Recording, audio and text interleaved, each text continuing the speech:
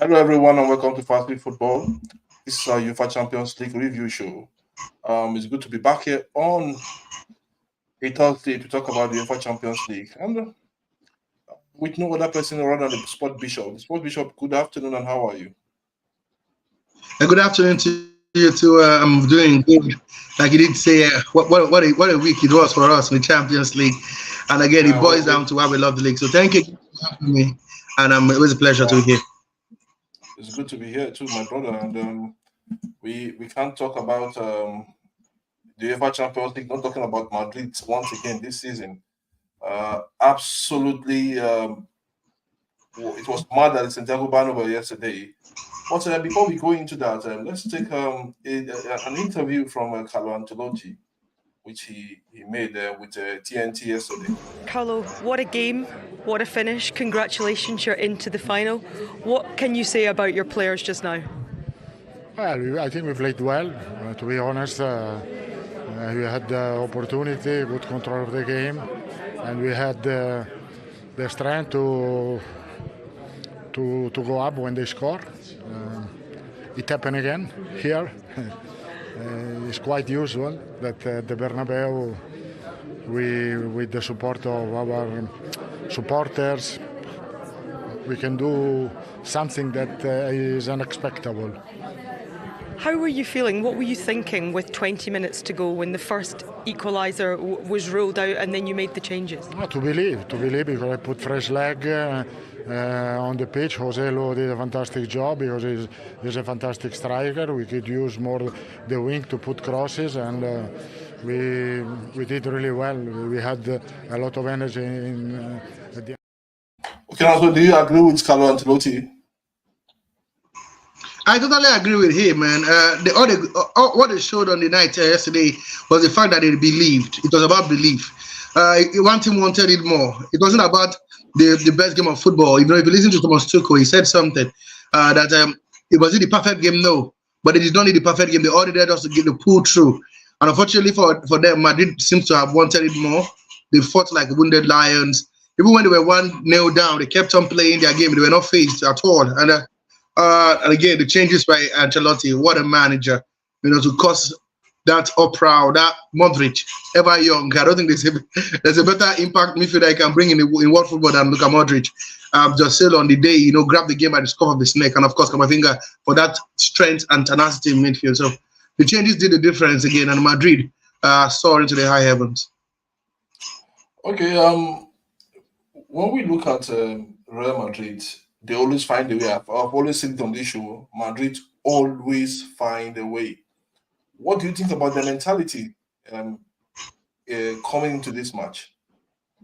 I think for them, they believed. When I didn't tell I said something last weekend that the 2-2 draw at the Allianz Arena was like a very good, it might be a draw, but it's a fantastic result for Real Madrid because like Ancelotti did say as we listened to him, that their supporters, the fans, push them to the edge.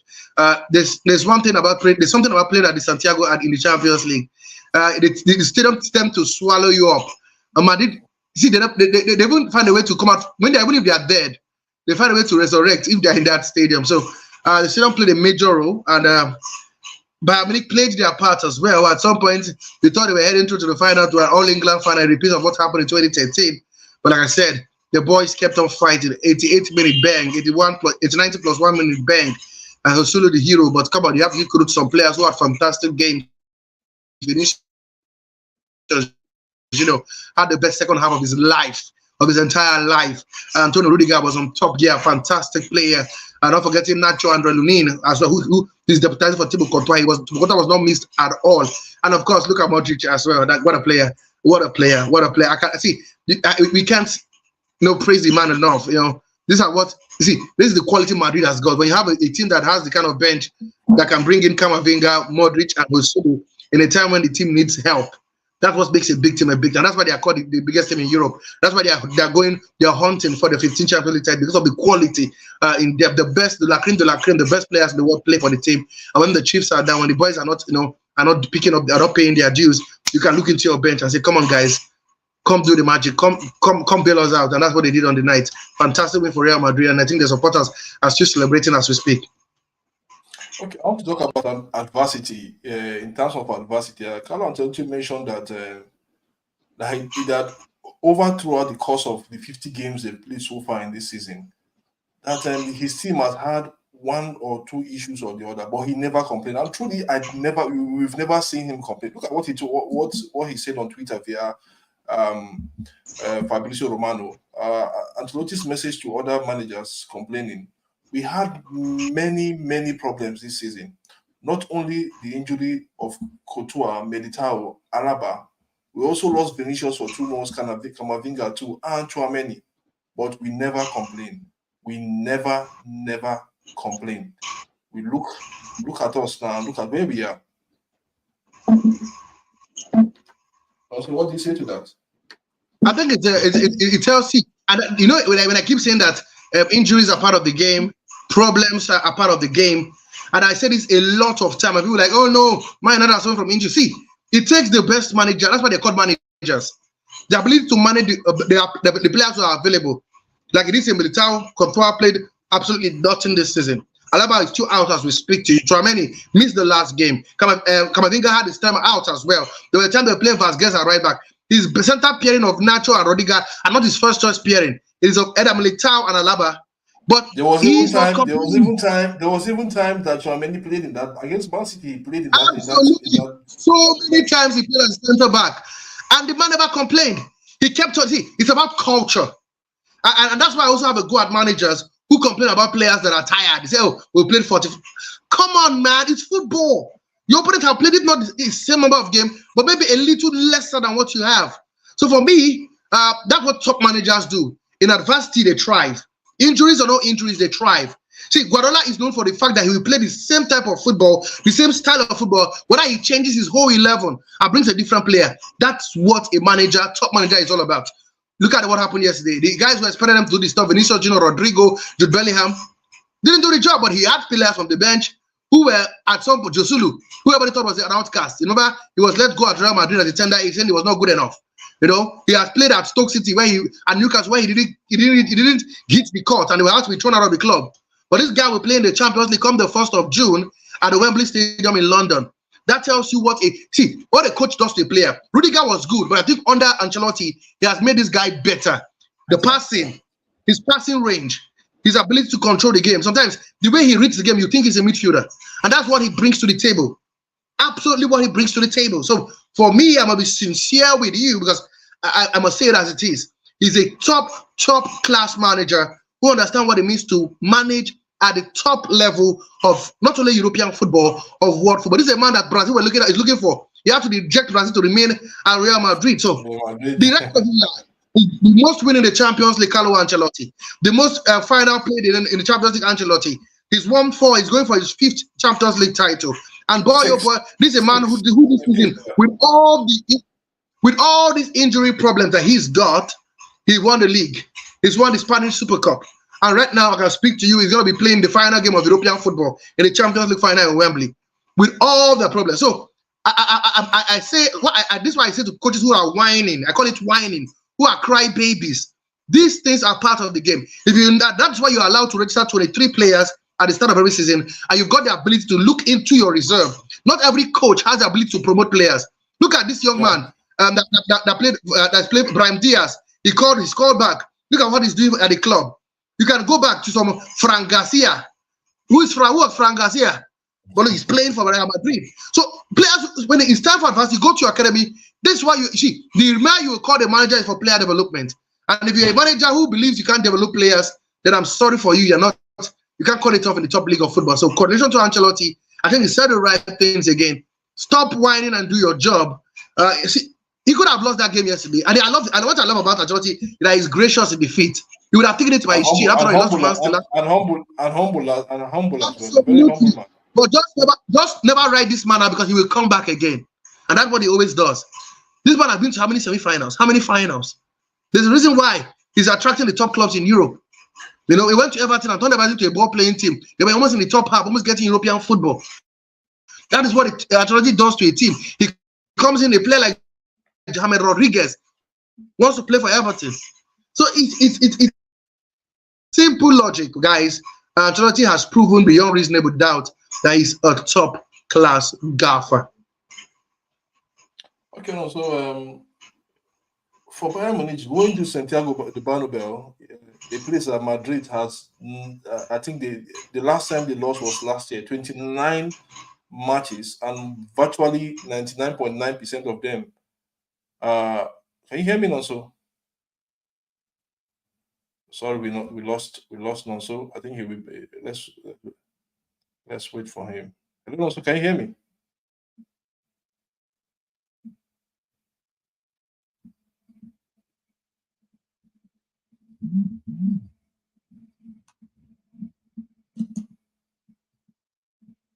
Lost Nonso, please. We'll have to. So, like what I said Madrid they've not lost in about what 29 matches in the Champions League. They've not lost. So it was a huge task for Bayern Munich, even with the tactics, the chop and change from Thomas Tuchel. It was a huge task for them to lose now. So we'll have him back. We'll have him back soon. Let's see. We'll have Nonso back. But okay, we have Nonso back. Let's wait. Have him back. Can you hear me, Nonso? Can you hear me? Can you hear me? Hello, Nonso, can you hear me? Can you hear me?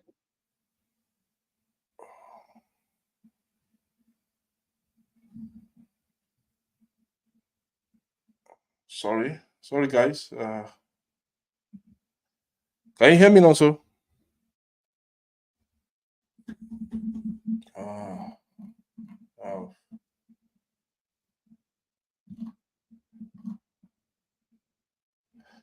If you can hear me, can you log in and log out, please?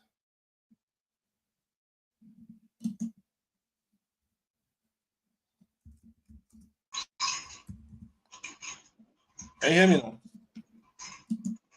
Can you hear me now? I can hear you. Go ahead. Okay, sorry, guys. Sorry. I can hear you. Go ahead. Yeah. Okay.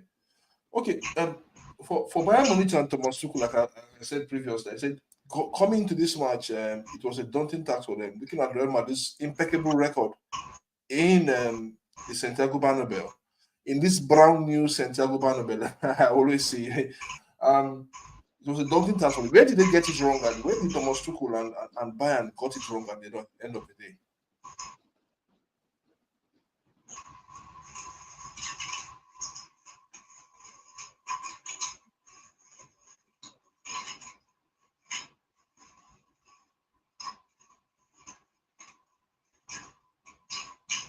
Can you hear me? Can you hear me, Sport Bishop?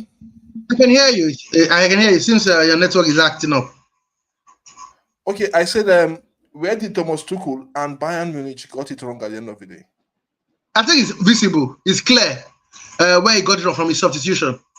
I know you are leading by a goal to nil, but it's a crime in a game as huge as that magnitude to take out. I know Musiala has got a cramp, and we're like, oh, getting Leon Goretzka, he's got experience, he's got the understanding to manage at this level, to play at this level. I beg your pardon. He's been here before, but it's a suicide mission to take out Harry Kane, who has given this backline of Rudiger and Nacho trouble all game.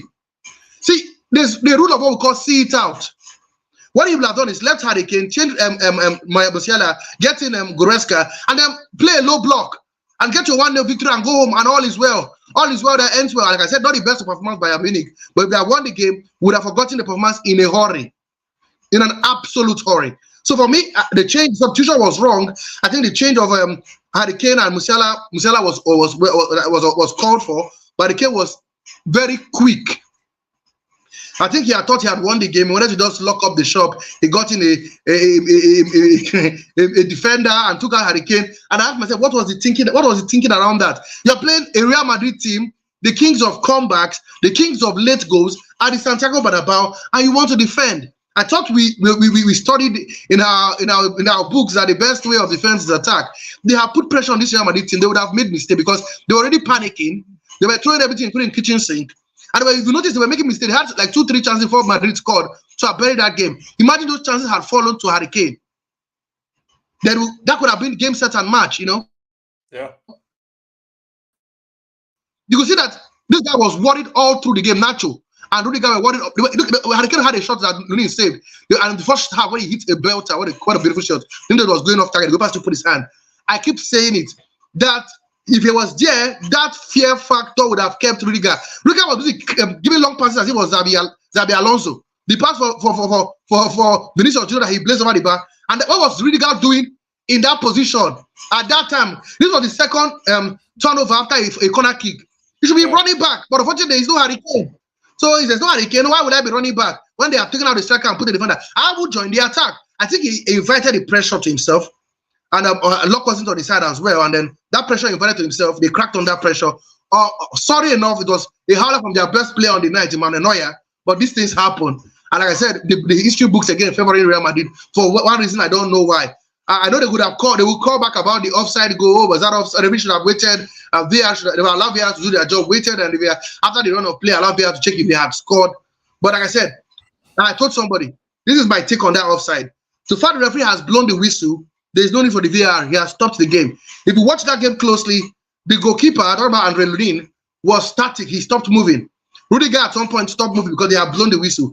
There was no. This is not 100% guaranteed that Martin De Ligt would have scored that ball if the referee had not blown the whistle. I felt it would have been closed up quicker than he was. But like I said, this is what should have been or what could have been. The important thing is that those changes late in that game killed the momentum of Bayern Munich and handed the game back to Real Madrid.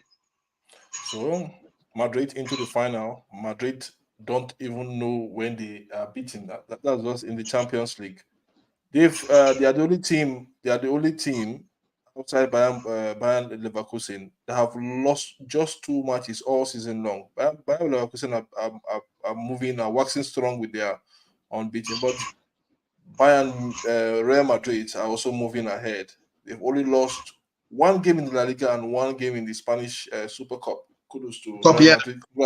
Congratulations to them, and kudos to Carlo Ancelotti for his 6th final. And is going for his 5th Champions League win if he eventually go through Dortmund at the end of the day.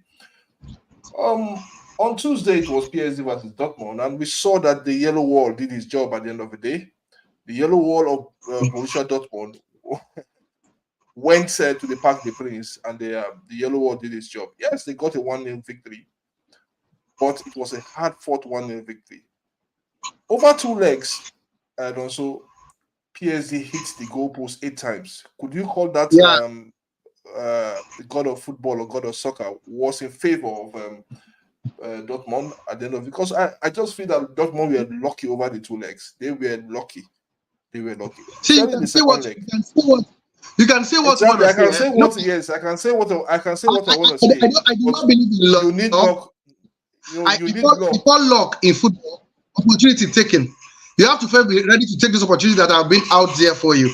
And funny enough, a lot didn't have much of the opportunity, but the one they got, humans happened. Yeah. Man of the match in the first leg, man of the match in the second leg.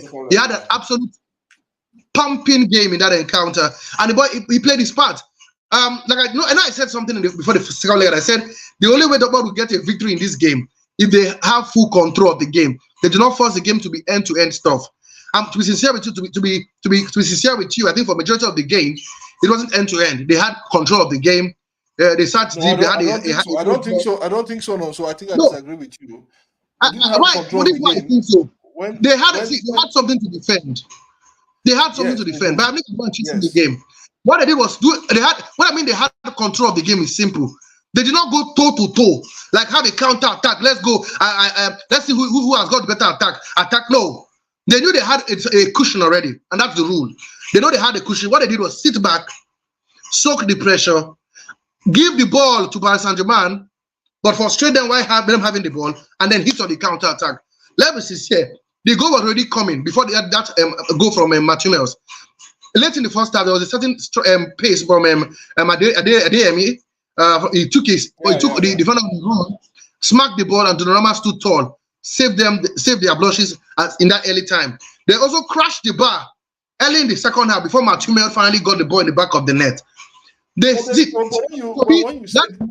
we said the goal has been coming, I just think that the goal have been coming for both sides. Because when you talk about crashing the bar, in the first half, how many times did the PSG crash the bar? I know Paris Saint-Germain had the I'm looking at the structure of the game. Paris Saint-Germain had the chances. Yes. Like you said, it's a record. No team has had more than 90 shots in the semi-final of the Champions League and not score a single goal. No team has crashed the bar 5 times in a single game and not score a single goal. And that is why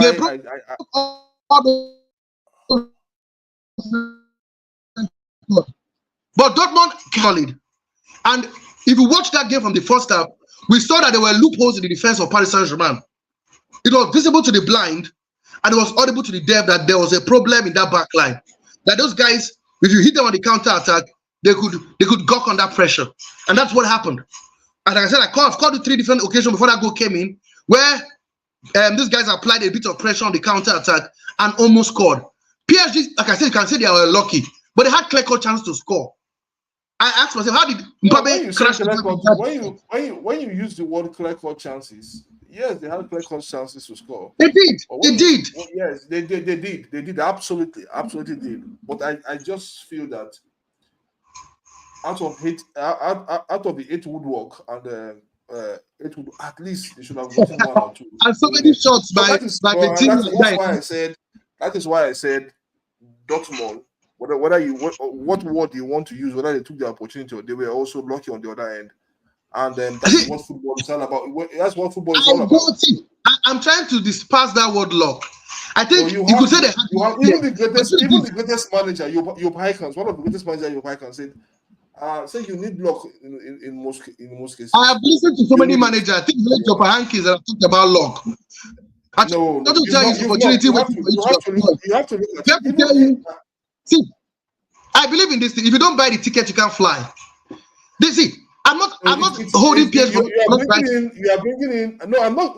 I'm also not holding place for PSG as well because I think Dortmund deserve to go through. They deserve to go through on the stage of play. Oh yes, they do. They do. Yes, they deserve to go through. PSG is awful in attack. Awful.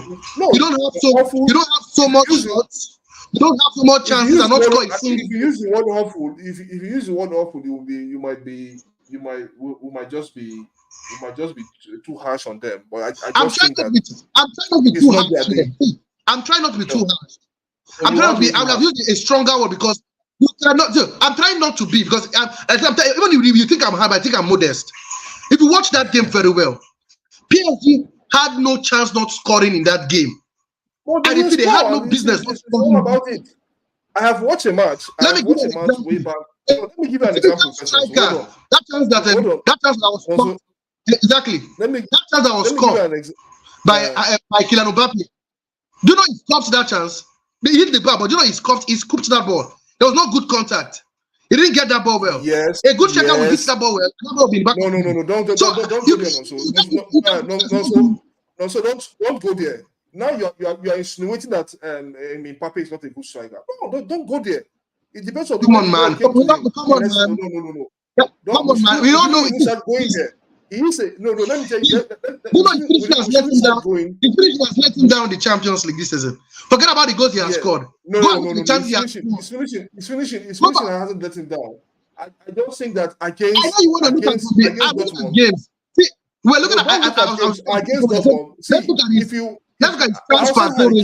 Outside Harry Kane and Haaland, I'm thinking. For me, I see rating above those guys because Mbappe is top striker. He's top scorer. Let me say it. We'll see him in Real Madrid next week. No, hold on. I know you say we play. I'm not about to top now. I'm not doubting his quality, but I'm saying his chance per goal ratio. Use the word a better striker, and that is not that is in football. We shouldn't start going there. Mbappe is a striker for me. He's a striker for me. He's a striker for me. I don't think he's a striker. He's going to be there. You look at the players around Mbappe. You look at the players around Haaland and Harry Kane. For me, Mbappe is taking that team all by himself. I'm telling you, whether you like it or not, all by himself, season in, season out. Let's tell ourselves the truth. He has been taking that team all by himself. Whether we like it, whether you like it, whether I like it or not. He is a striker and a top striker. Whether it's coming from the left, whether it's coming from the right, whether it's coming from the middle, he is a top striker. And that's why he has so many goals. And that's why he's the World Cup winner. He hasn't won the Champions League yet. He might do it in Real Madrid next season if he performs well. And that's why Real Madrid is paying over $1 billion for him in transfer fee. So he's a top striker. The issue of that is not a top striker. And me and you know that what I'm saying is the truth, is a fact out there. I think it's just the same problem we had with Anthony Martial, and whether he's a number 9 or he's a winger. Was Henry a number 9? Was Henry a number 9? Well, he metamorphosed into a number 9. He metamorphosed. Exactly. At what age did he metamorphose? Mbappe has not metamorphosed. Till the end of his hold on. Till the end. This is a guy that scored a hat-trick in the final. Nobody for a long time has scored a hat-trick in the World Cup final. But he didn't score the hat-trick playing as a number 9. He did not play the hat-trick scorer as a number 9. He played behind a certain Colomwani. Who was playing the number 9? Who was the number 9? Who was the number 9? Orlando Colomwani, and before that it was Oliver. So in the PSG match, who was the number 9? He was playing. It was Goncalo Ramos. Goncalo Ramos was not playing as number 9. While Mbappe was flanked by Mbappe and a certain Ousmane Dembele. Then later Goncalo Ramos was removed. They brought in Bracola and they forced Mbappe to play as a number 9. And that was when he scored those chances. He's still a number 9. That's when he scored those chances. That's when he scored those chances. Let's leave it out there. So it should be an end of an era for Kylian Mbappe and Paris Saint-Germain. He'll be leaving the club at the end of the season and to be unveiled by Real Madrid in probably once the transfer windows open in July or in June. Okay, quickly let's go. Let's look at the winners and losers of this week UEFA Champions League semi-final, and let's project in 3 minutes. Let's look at winners and losers, and let's look at let's project. Let's see what will happen in the final. Okay, winner number 1 has to be Don Carlo. 6 finals, highest number of win. That guy is an epitome of goodness. Biggest losers, Thomas Tuchel. He would have silenced his critics and win a trophy and unfortunately stop that run of the first season without a trophy in over 11 years. He was at the verge of doing so and doing that in a big way. Another big loser, Harry Kane. Yet another trophyless season. Despite scoring 44 goals in 45 matches, that goes thrown into the gutters, into the routers. Wasted, if you ask me. Because nothing to smile home at the end of it again, just like at Spurs. Biggest winner, come on, man. It has to be Josulu. This guy rewrote his history. A man who was tossed out of a club, when everybody thought he was not good enough to play for Real Madrid, to return back and become the man who could send them to the way, on their way to winning their 15th Champions League title. What an absolute player! That's my take. Vinicius Junior had a fantastic game. I can't call him a winner, but I think this is the best second half of his entire career. I don't think he will have a better. Come on, did I forget to call Kimmich one of the biggest losers? This brings us back to the Thomas Tuchel, whether he's a right back or a center back or a midfielder. Watching that game, I don't even know where his best position is anymore. I thought it was right back, but watching him the way Vinicius got passing with ease, absolute bonkers, crazy stuff, man. He got passing with ease, like he was not even there. That was the best of Vinicius Junior I've seen in a very, very long time. Now to the other game. Porto, PSG, biggest loser has to be Luis Enrique. Despite him winning the double this season, we hear his job is at risk. They thought he's going to win the Champions League for them. So, one of the biggest losers. Biggest winner, Edin Terzic, could yet end the season with a trophy after, a terrible run. They are 5th in the Bundesliga, and this could give them a backyard route back to the Champions League come next season, where they can have as much as 6 teams from Germany. Okay, am I communicating? You are. Go ahead. Wow. Yeah, exactly. A certain guy from Dortmund as well, another big winner, Jadon Sancho. About 6 months ago, he was playing with under 18. I don't think so. He's not a winner in this. He was playing with under 18s, my brother. He was playing with under 18s. He was not good enough. He will play in the Champions League at the Wembley Stadium on the 1st of June in front of the English fans. I think he's not a winner for me, and I have my reasons. Not just because I'm a Man United fan. I have my reasons also because if you start digging into Sancho's deeds in Manchester United, so there are news that he fell out with almost some of the players in that team. That's what is going on now. Around that is going on now. So for me, he's not a winner. I just think that he has improved over time. He's enjoying his football and he should play his football. But coming to say he's a winner in the Champions, he's part of the winners, I don't think so. I disagree with a lot of people. And I disagree with people saying he deserves an apology from United. This was a player that had issues and the club let him go for 5 months and they were paying him 300K per week. What are we talking about? Let's put that aside, please, Nonso. Can you hear me? Hello, Nonso. Hello, Nonso. Okay.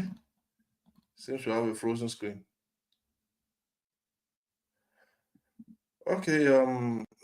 Hopefully, Nonso will be back with us. Let's see what will happen at the end of the day.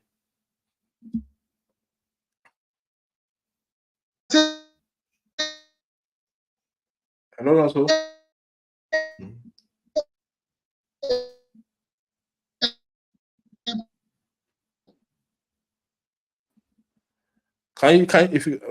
We lost him. Let's wait for him to come back. Let's have his final thought on this game.